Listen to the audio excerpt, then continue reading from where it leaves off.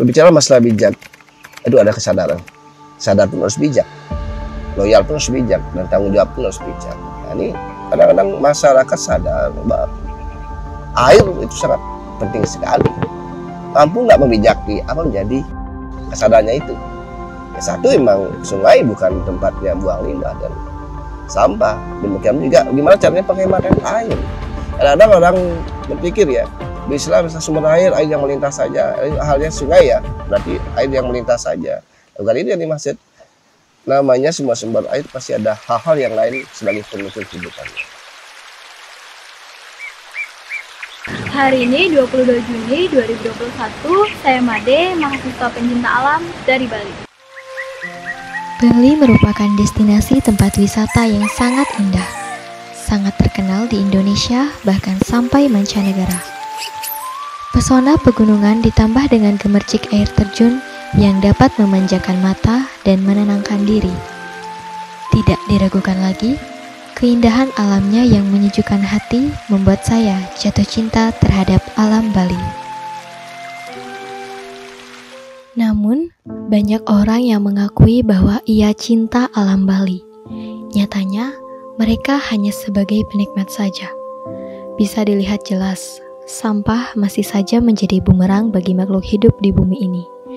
Yang paling riskan saat ini, yaitu sungai di kota-kota sudah mulai tercemar. Lebih dari 2/3 permukaan bumi tertutup oleh air. Namun, hanya 2,5% air yang merupakan air tawar, yang dimanfaatkan masyarakat sehari-hari. Selain itu, jumlah tersebut terus berkurang akibat adanya pencemaran air, sehingga tidak layak konsumsi.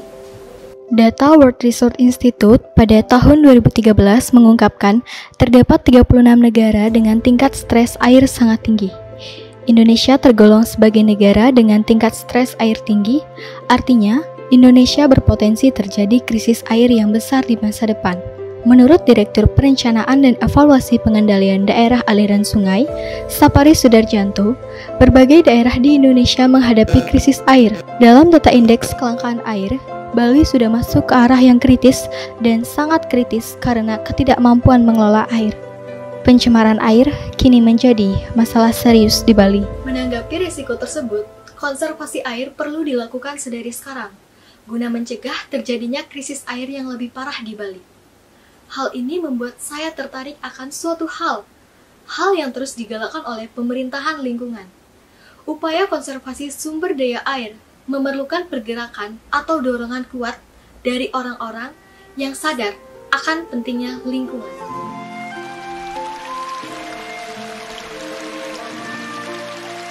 Hal ini membuat saya mendatangi salah satu pemerhati lingkungan yang ada di daerah Denpasar. Harapan Aji Nadi kepada seluruh masyarakat, bukan di Bali aja ya, mungkin nasional, internasional, harus ikut selalu menjaga apa menjadi sumber-sumber air sendiri. Karena jika mampu menjaganya, otomatis itu berkah bagi kita semua, bagi kehidupan umat manusia dan makhluk hidup yang lainnya. Jika tidak mampu menjaga air itu ya repot, malah musibah yang akan timbul nanti. Jangan nyesel aja nanti. Jangan menyerahkan ini itu jika kita tidak mampu sadar diri, loyal diri, dan bijak dengan diri sendiri untuk mampu mengabdi kepada sumber-sumber air sendiri. Perubahan ada di tangan kita. Ini bukan tentang salah kamu, salah orang lain, atau salah pemerintah. Bali perlu orang-orang yang ikut dalam pergerakan konservasi sumber daya air. Air merupakan sumber kehidupan yang sangat berharga bagi kehidupan saat ini dan kehidupan yang akan datang. Salam lestari. Kenalkan, nama saya Nyoman Wirya Panjambara. Saya Kodivisi Hutan Gunung di Mapala Wijiwana. Jadi teman-teman bisa lihat, ini merupakan sampah yang kita pungut pada satu hari di Gunung Batut.